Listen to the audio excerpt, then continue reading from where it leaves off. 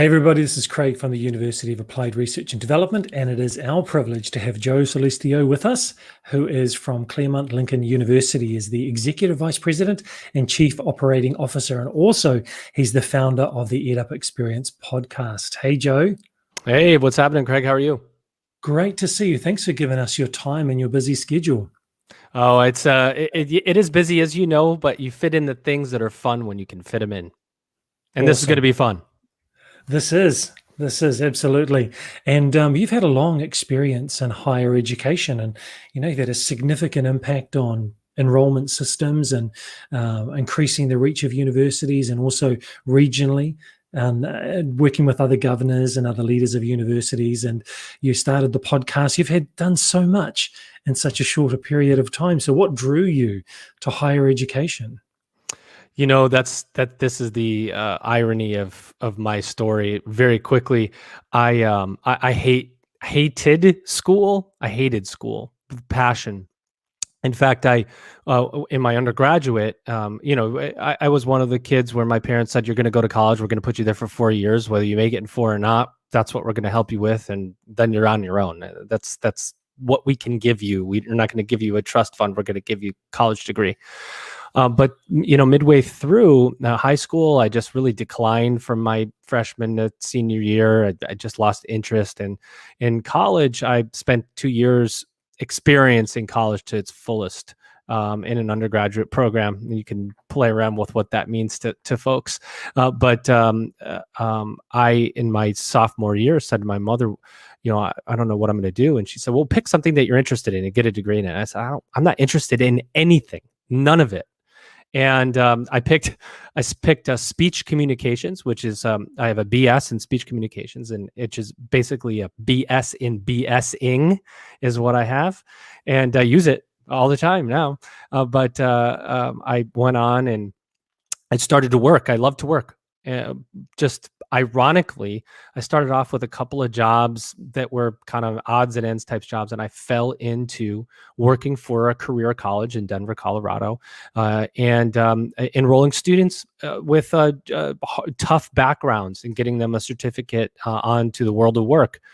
And here I am in my young 20s working in education. And it just is completely ironic that I was spending time convincing people that education was positive when I couldn't see it that way. And been in it ever since. And what do you think is this this gift you have? Where does it come from for the marketing and engaging with people and letting them see the value in something? I'm not sure. I just had always had a natural tendency toward looking at it from the eyes of the consumer and thinking about what they think about, and then designing systems for making them think something else.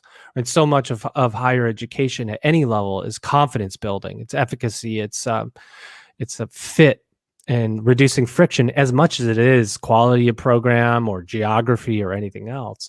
And if your explanation of fit is right, sometimes it doesn't matter. The where is, it doesn't matter as much. It's about somebody feeling comfortable for years or months or however long they're going to be in a program. So now, as technology advances, I'm always looking at it from, how is technology changing the consumer experience? How did coronavirus change the user experience? Think about screen time has gone up exponentially. And so what are we putting in front of consumers now that make them choose, help them with their college choice that wasn't there before? If they aren't going to visit a campus, or, think about how often we use our iPhone and how everything looks really blocked, squares and easy. It's all square and movements. How is college looking in that same way? Because you can't put a bunch of text in front of people and hope that they're going to sift through it anymore. You need, so it just always studying that journey, because that's the key to growing enrollment at a university, is understanding it from the consumer point of view. I was just really interested looking at what Claremont Lincoln has been doing and the 4 innovative courses that form the hub of learning there. Why don't you share with us about that? Because it's really unique. Yeah, thank you for that question. The Claremont Core. So look, just very quickly, the Claremont Lincoln University was created on the foundation of the Golden Rule, to treat others as you want to be treated, right? But how do you do that? How do you teach somebody to be ethical? How do you teach them these 21st century leadership skills? We all know we need them. So we created 4 innovative skills, basically, that students take, and they are mindfulness, which basically is the study of self, right? Know thyself before you can help others. It sounds a little esoteric for people that work in technology or other, really kind of like engineering. They go, oh, mindfulness, but you really have to have self-awareness in any leadership situation, and that's what we're doing. We're training leaders. You have to know yourself and your faults and your strengths before you can have dialogue, which is the second skill. Understanding somebody else's perspective, respectfully having conversation with them without the words we use, without getting in a conflict. And then collaboration, which is working with people who have differences than you and finding common solutions, and then finally moving on to some change, which is the fourth skill, which is significant, measurable, sustainable change. Can only happen if you're able to work with people who are different than you. And so those are the skills foundationally that we teach at Claremont Lincoln. And our students are out there and they are making change, which is the greatest part of what we do. So when you say change, do you mean actually being active in learning and putting learning into practice in the community? Yes, it's absolutely. It's practivism, as we like to call it, right? So it's activists practice. Our students are out. Yeah, practivism. They're out there. They're in their practice. They are active.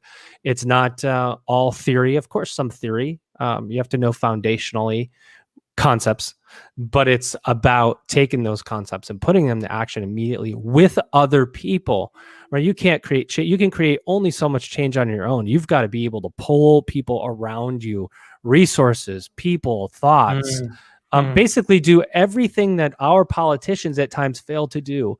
But that's what the ethical leader of the future is going to need to do in a global context. Right. And it's going to be global. It's more global than it ever was before, especially now that we're all connected to the internet.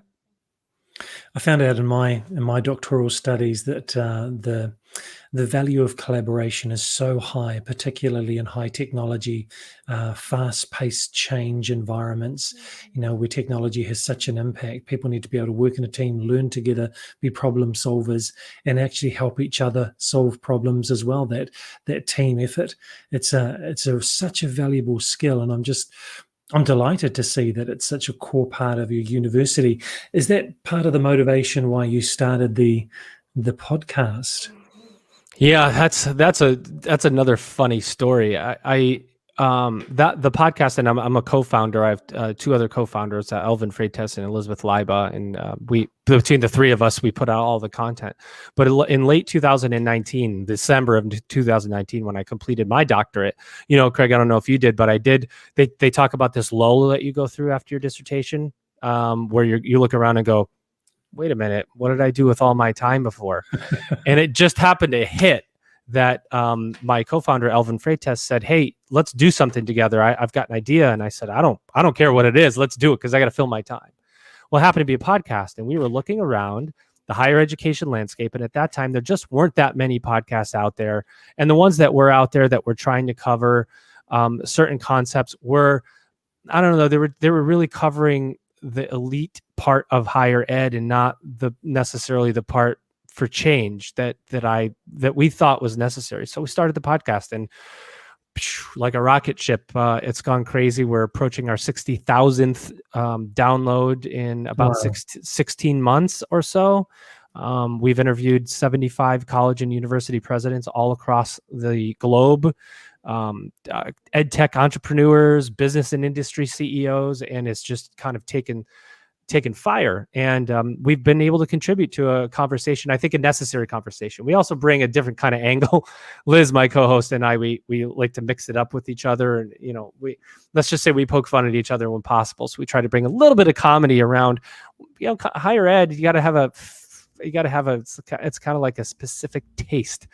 You got to really be interested in it to listen to something that's higher education based. So we try to pull in other people by mixing up some pop culture references when appropriate.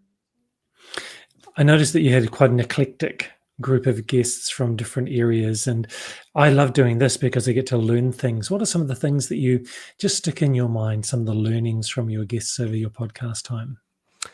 That's that. There's so much, and it feels sometimes like my head's going to explode because you get in front of, like you said, these amazing leaders, and you're trying to collate all this information that they populate.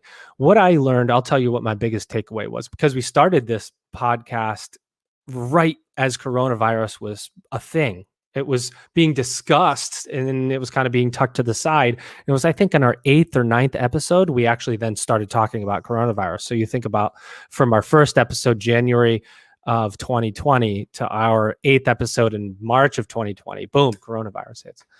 The responsiveness of higher education to this crisis, and I always say by choice or by force, really showed the best of what higher education can offer. That even amongst all of the bureaucracy, when it comes right down to it, higher ed can move quickly to service students if it needs to. Now, the question that comes out of coronavirus is, do we want to, and can we still do, move quickly? That's, and then I talk to individual leaders and I go, wow, they really are working hard. I think a job of a college and university president might be one of the toughest on the planet, and you're dealing with all the different stakeholders. Can't sleep at night. I learned that many of the leaders don't sleep. We had the benefit. The other thing I would say is the social justice piece and the increase of access for students of color and marginalized students is really powerful. And that's powerful outside of higher ed. We were able to talk with the CEO of Logitech, for example, which is a $14 billion company that came on our podcast. I don't know why he came on. We still ask him. We're like, why did you come on our podcast, dude? But he came on and he talked all about Logitech's commitment to equity and training people for the future in a global world. And, I just think that the ideas are there, and now it's about putting them into place. That's going to be the real question that comes out of the pandemic. So what about the future of higher education? Where do you see it going? Yeah, that's the red pill, blue pill kind of conversation. My thoughts are, I really think that online learning has its place now. I think that traditional colleges and universities that have invested money, because they had to, in an online learning infrastructure, are now in year 2 and year 3 going to start to see the efficiencies, the financial efficiencies of running an online infrastructure. So you're going to see that grow. And we see that in a number of colleges and universities really now making investments in the long-term online infrastructure. So I think you're going to see online stay. But I think that's the one thing that whenever you ask a thought leader or anybody, what's higher ed going to look like? And they go, oh, it's online. I do think, though, that there's going to be a really big hybrid component. And I'm looking for the university of the future that says, we want our students, let's say from an undergrad, we want our students on campus still, but we don't necessarily need to see them in the classroom all the time. It's okay if they get with 6 of their friends in this class and they hit the green hill over there and they're sitting in class, which might be synchronous, but delivered online. And so I think we're going to see a lot of that happen continuously in higher ed. The true hybrid campus is one of the future where a student could, what if they want to go away and do a study abroad program for 6 months in Italy and still be synchronous in their class? I mean, there's just all sorts of possibilities. So it's going to be not completely asynchronous, not completely synchronous. It's going to be a blended format. And we see some of that happening now. But I think it's going to really take the next step up. And I do think the broadband and internet access has to be pushed harder to people who don't have access to education. I think that's where the future lies as well. There has always been a gap between what happens in the innovation in higher education, or the lack of it, and then what's happening in secondary schools, elementary schools, high schools, and the innovation of one-to-one devices, BYOD, even creating really innovative learning environments, and then they go to university and you're learning in a box, and that's always been the case. But it seems that the pandemic has caused, like you've said, a number of institutions to really respond to that, and it will change how things happen. But the digital divide has got so much bigger. Yeah, I do wonder. One thing I just want to say real quickly too, Craig, is that there is some fallout, and we'd be naive not to think that there's some students that were in higher education or in K through 12 that are not anymore. And so the future of higher ed, at least the short-term future, is going to be about re-engaging students who've disappeared. I mean, I talked to one school district out here in California, a big one, 26,000 students. And the administrator was telling me there were as many as 7,000 to 10,000 students in the K through 12 pipeline that had just disappeared during coronavirus. I mean, 10,000 kids. What are they going to do? Where are they going? What's going to happen? Multiply that times world, and you've got a lot of people that need to be re-engaged. So the short-term future is about re-engagement. Yeah. That divide is so much bigger now for the students who are already in a deprived community or had difficulties or challenges. We have a development contract in a school in New Zealand in a really struggling community, and COVID has just exacerbated all the problems that were there originally and created such a huge gap. And something significant needs to change. I don't think so much it's systemic. I think it's really community-based and needs to be grassroots-driven in terms of the solutions. So the learning environment of the future will not be what the learning environment of today is actually like. And I think if higher education can see that, respond to that, as you've talked about, you could be anywhere in the world, but still be a fully functional student in your program of learning. And that's the exciting thing, I think, because that's where the world of work is. That's right. There was a company, I can't remember the name of them, here in the U.S. that bought 2 hotels. Right? They bought one in Arkansas, which, if you know the states, it doesn't make sense when you bought another one in Hawaii. They bought one in Hawaii and one in Arkansas. And what they did is they opened up these hotels to be, during the pandemic, to be dorm rooms.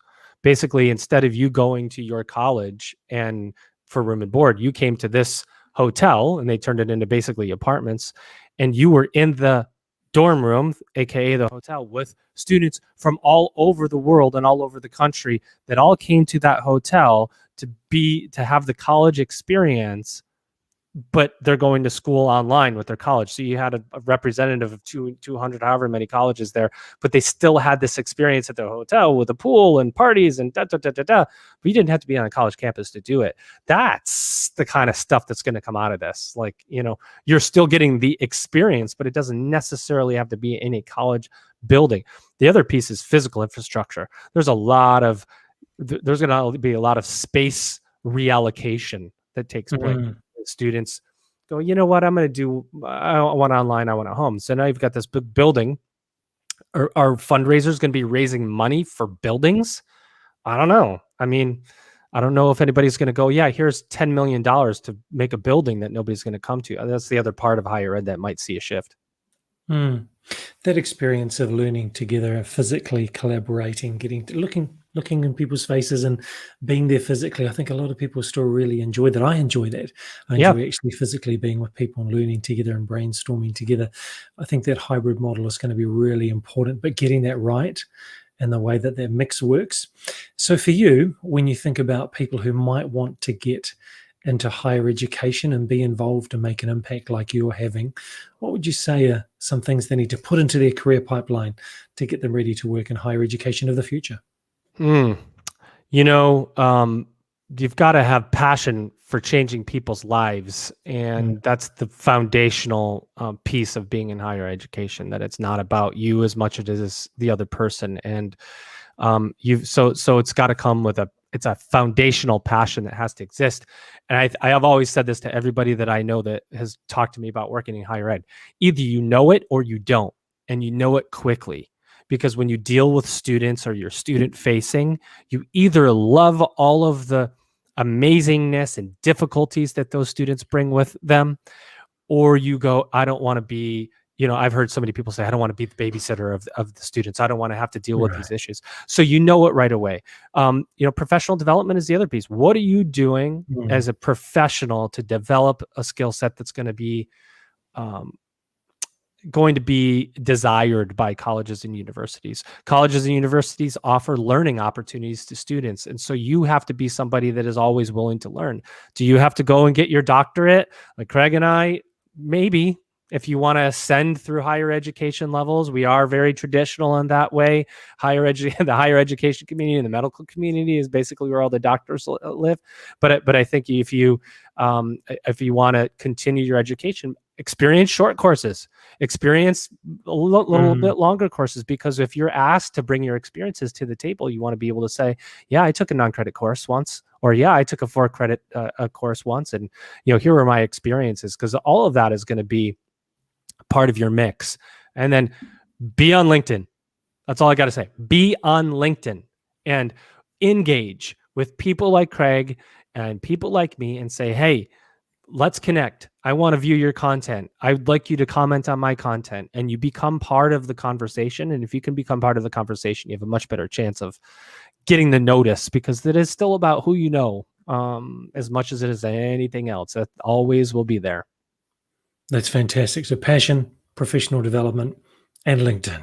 Yeah. So is that the best way to get hold of you if someone wants to connect with you going forward on LinkedIn? Yes, I am very easy to find. My website is joesallustio.com. My LinkedIn, what is it? LinkedIn/n/Joe Sallustio. Send me a message. I respond to every message.